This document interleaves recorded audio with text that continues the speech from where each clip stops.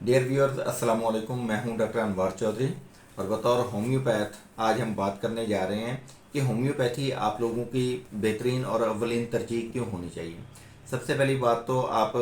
ये जहन में रख लें, बल्कि आपको मैं थोड़ी सी तजवीज़ दूंगा कि आप गूगल पे जाके सर्च करें। होम्योपैथी इस वक्त पूरी दुनिया में एक हाईली साइंटिफिक और सेफ़ और इफ़ेक्टिव तरीके इलाज माना जाता है। बहुत सारे लोग इसको अल्टरनेटिव थेरेपी के तौर पे भी इस्तेमाल करते हैं और यानी कि जो आप दवाएं खा रहे होते हैं उसके साथ पैरेलल आप होम्योपैथिक मेडिसिन लेके अपनी वाइटैलिटी को, अपनी इम्यूनिटी को एनहांस करने के लिए इन दवाओं को इस्तेमाल करते हैं। बच्चों के इलाज मुआवजा के हवाले से इस वक्त पूरी दुनिया में एक ट्रेंड जो है वो होम्योपैथी की तरफ जा रहा है, क्योंकि ये मुकम्मल तौर पे सेफ़ हैं और इफ़ेक्टिव हैं।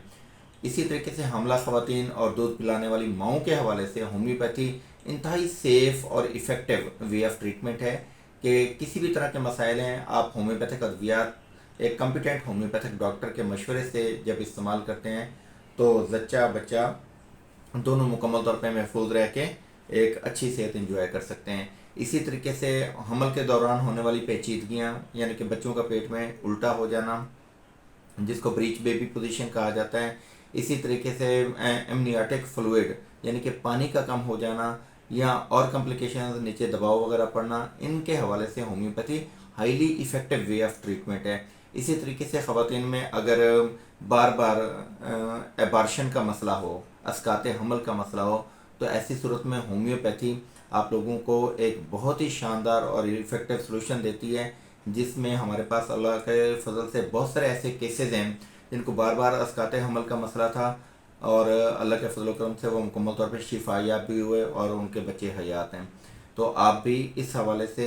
जच्चा बच्चा की सेहत को अच्छा करने के लिए होम्योपैथी को लाजमी तौर पे अडाप्ट कर सकते हैं। आपकी सीजनल एलर्जीज़ हैं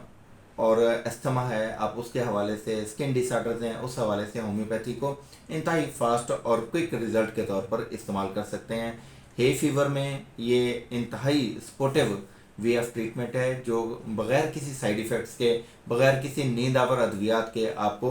अच्छी सेहत की तरफ लेके जाता है, क्योंकि होम्योपैथी का बुनियादी फ़लसफ़ा आपकी इम्यूनिटी को एम्पावर करना है। जब आपकी क़ुव्वत मुदाफ़त बेहतर होती है तो आपके जिस्म के अंदर एलर्जेंस या टॉक्सिन्स के ख़िलाफ़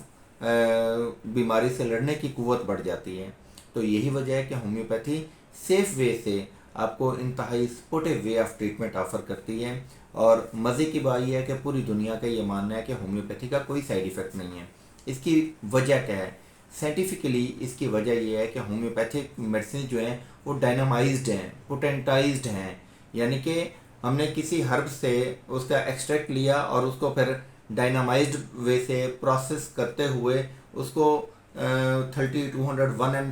10 एम तक जब पोटेंटाइज करके लेके जाते हैं तो 30 ताकत की अगर हम बात करें तो 30 ताकत के अंदर जो होम्योपैथी की जो दवा होती है, जो प्योर हर्ब होती है, जिसका एक्सट्रैक्ट हमने लिया होता है, वो आपको नज़र नहीं आती है। आपको माइक्रोस्कोप से भी उसके शवाहिदात नहीं मिलते, लेकिन उसके उस हर्ब की जो डायनेमिक पावर्स हैं वो उस दवा के अंदर मौजूद होती हैं, जो कि आपके रूह या आपके लतीफ़ वास्ता पर, आपके लतीफ़ जिस्म पर असरानंदाज होती हैं और आपकी इम्यूनिटी को एम्पावर करते हुए आपको अच्छी सेहत की तरफ लेके जाती हैं। यही वजह है कि होम्योपैथिक डॉक्टर आपसे आपका मिजाज, आपकी पसंद नापसंद, आपके महसूसात के बारे में ज़्यादा पूछता है, क्योंकि हमारी अद्वियात जो हैं ये गहरा असर रखने वाली अद्वियात हैं, ये मटेरियल डोजेज पे मुश्तमिल नहीं होती। इसीलिए जानने की कोशिश की जाती है कि आप कैसा महसूस करते हैं बीमारी को लेके, अपने माहौल से मुतालिक, अपने खाने पीने के रुझानात से मुतालिक, उसके मुताबिक जब आपको दवा दी जाती है तो फिर बिलमिसल दवा के असूल के मुताबिक आप जल्दी और बड़े एहसन तरीके से शिफायाबी की तरफ गामज़न होते हैं। तो ये चंद एक वजूहत हैं जिसकी वजह से आपको होम्योपैथी की तरफ आना चाहिए। और सिर्फ यही नहीं,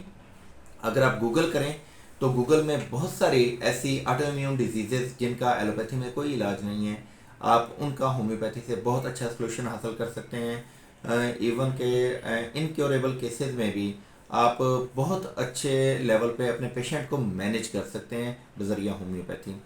तो देर किस बात की, होम्योपैथी को ट्राई लाजमी कीजिए। Wish you best of luck. Doctor मज़ीद साहब मालूमात के एक लिए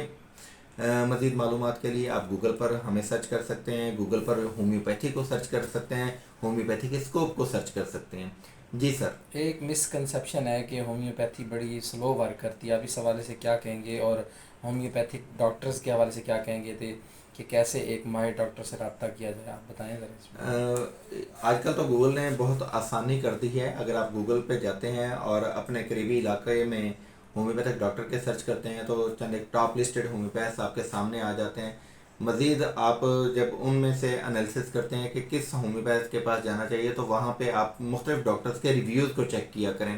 پڑھیں کہ کس طرح کے لوگوں کے ریویوز وہاں پہ موجود ہیں، کس بیماری سے متعلق ریویوز موجود ہیں۔ یہ ایک اچھے ہومیوپیتھک ڈاکٹر کو تلاش کرنے میں آپ کے لیے کافی زیادہ ہیلپ فل ثابت ہو سکتے ہیں۔ جہاں پہ آپ کی بات ہے ہومیوپیتھی کے سست علاج کی، تو قطعی میں اس سے اختلاف کرتا ہوں۔ اس کی وجہ یہ ہے کہ ہومیوپیتھی جو ہے، میں نے آپ کو شروع میں بتایا کہ ڈائنامک پاورز پر مشتمل ادویات کی حامل ہوتی ہیں۔ صرف ایک ماہر ہومیوپیتھک ڈاکٹر کا کام یہ ہوتا ہے کہ اس نے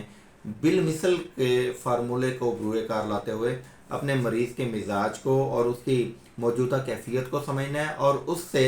ملتی جلتی دوا کی تجویز کرنی ہے۔